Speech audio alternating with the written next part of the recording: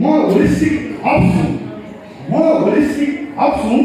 यो एलबिदाई पनि हुनसक्छ, होलिस्टिक सह परिवार हुनसक्छ, होइन भाउजू हुन सक्नुहुन्छ, हामी सबै अघि आएका छौँ। म होलिस्टिक हब्स हुँ।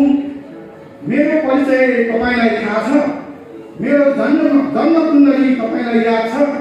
म तपाईँकै आरोग्यको सूत्र हुँ। म तपाईँकै दीर्घायुको मित्र हुँ। म त जीवनको रोग प्रतिरोधात्मक क्षमता हुँ। म त मानवको स्वास्थ्य जीवन प्रणाली। मलाई तपाईँले कतिले चिन्नु भएको छ। मलाई तपाईँले कति जान्नु भएको छ। म त तपाईँकै प्राङ्गणिक थेरापी हुँ। म त तपाईँकै पोषण सप्लिमेन्ट हुँ। म त प्राकृतिक उपचार पद्धति हुँ। म त औषधीय हर्बल उत्पादन। मलाई कतिले चुन्नु भएको छ। अब हामीले चुन्ने छान्ने भन्छौँ होइन। मलाई कतिले चुन्नु भएको छ। मलाई कतिले छान्नु भएको छ। म त तपाईँकै स्फूर्ति र ऊर्जा हुँ। म त तपाईँकै भरोसा र स्टामिना हुँ। म त तपाईँकै पाचन प्रणालीको साथी हुँ। म त तपाईँकै शारीरिक प्रणालीको जाति हुँ।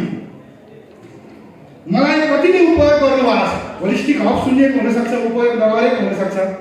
त्यसमा अहिले मलाई कतिले उपयोग गर्नुभएको छ। मलाई कतिले उपभोग गर्नुभएको छ। म त तपाईँकै स्वास्थ्य प्रवर्धक हुँ। म त तपाईँकै तनाव व्यवस्थापक हुँ।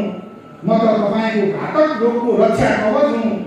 म त तपाईँको शरीरको विषादीको निर्मूलकर्ता हुँ। म त तपाईँको शरीरको विषादीको निर्मूलकर्ता हुँ। मलाई कतिले छान्नु भएको छ। मलाई कतिले छान्नु भएको छ। मलाई कतिले महसुस गर्नुभएको छ। मलाई कतिले छान्नु भएको छ। मलाई कतिले महसुस गर्नुभएको छ। म त तपाईँकै हर्मोन सन्तुलक हुँ। म त तपाईँकै शिरपालुको सारथी हुँ। म त तपाईँको सदाबहार खुसीको पहरेदार हुँ।